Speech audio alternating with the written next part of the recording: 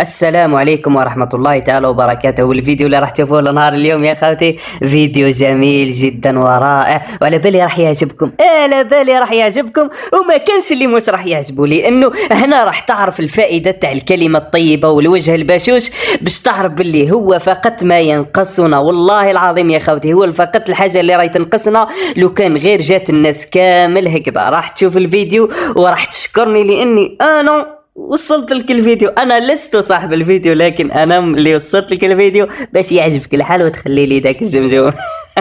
شوفوا الفيديو خاوتي. عليكم عمو، الله يحفظك الله يحفظك. السلام عليكم خوتي، الله يحفظكم.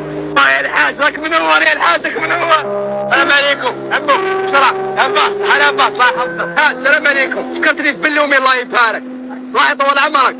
عاش، السلام عليكم، ربي يطول عمركم ان شاء الله. شوفوا الفائدة تاع الكلمة الطيبة يا خويا، راك تخلق السعادة للغير يا خوتي، وانت ثاني تكون انسان فرحان وبشوش لانك تحب الخير لغيرك وتعطيهم كلمة طيبة، تعطيهم البشاشة. البشاشة وصى عليها النبي صلى الله عليه وسلم، صلي وما تنسوش الصلاة عليه من هذا المنبر يا خوتي، وصى عليها. ما كاينش قد انسان يكون بشوش، انسان يكون فرحان، يحاول انه السعادة وينها السعادة؟ السعادة هي الداخل، وكي تنشر السعادة في المجتمع انت كذلك راح تكون انسان سعيد، انسان بشوش.